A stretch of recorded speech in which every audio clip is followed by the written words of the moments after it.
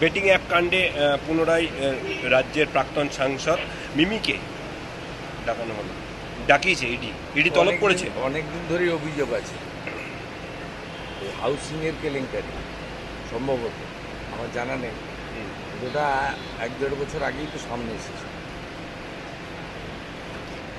রাজ্যে একাধিক জায়গায় শুট আউটের ঘটনা ঘটছে। মালদায় তৃণমূল নেতাকে খুনের সাক্ষী মেটাতে বা তৃণমূল কর্মীকে খুনের চেষ্টা।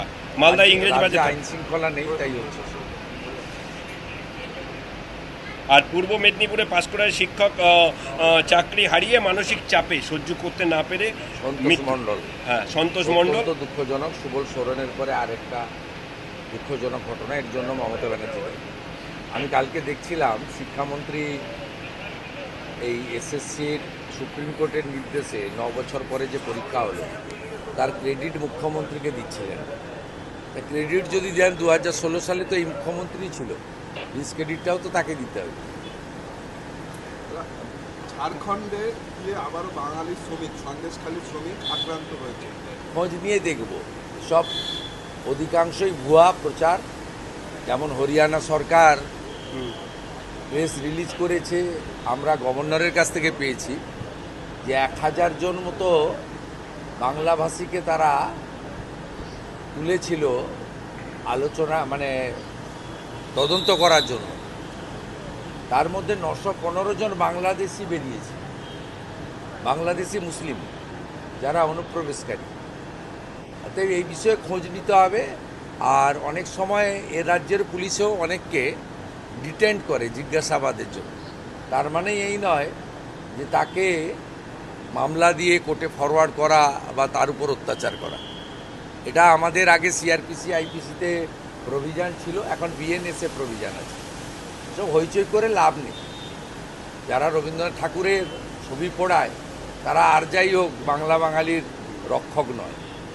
যাদবপুরে আজকে বৈঠক হবে, ছাত্রী মৃত্যুর পর যাদবপুরে আজকে বৈঠক।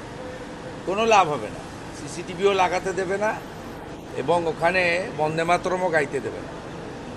যাদবপুরে আলট্রা লেফট যারা গোমতী থেকে গোদাবরী আলাদা দেশ চায়, সংবিধান মানে না, অর্থাৎ পরিষ্কার কথা মাকু যাদের বলা, যারা হেরোইন, চরস, গাঁজার আখড়া করেছে ওখানে, এরা ওখানে আমাদের ইউজিসি বা আমাদের যে শিক্ষা ব্যবস্থা তার যে অন্যান্য বিশ্ববিদ্যালয়ের যে পরিবেশ সেটা তৈরি করতে দেয় না। এবং এরা জাতীয়তাবাদী বিরোধী, রাষ্ট্রবিরোধী। এবং মমতা বন্দ্যোপাধ্যায় এদেরকে লালিত পালিত করেন। তার কারণ হচ্ছে এরা ভোটের সময় নো ভোট টু মোদি বলে, তার লাভ মমতা ব্যানার্জি পান।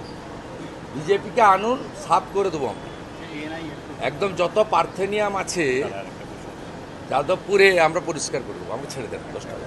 একটা বলছি কি হচ্ছে বীরভূমে গোষ্ঠী কোন্দল, আবার অভিষেক বন্দ্যোপাধ্যায় যে ক্যামাক স্ট্রিটে আমি এসবে ইন্টারেস্টেড, আমরা ওদের হারাবো। प्रधानमंत्री ने कहा डेवलप के मुद्दे में बीजेपी का एक ही मंत्र है, नागरिक देवो भव। असम में कहा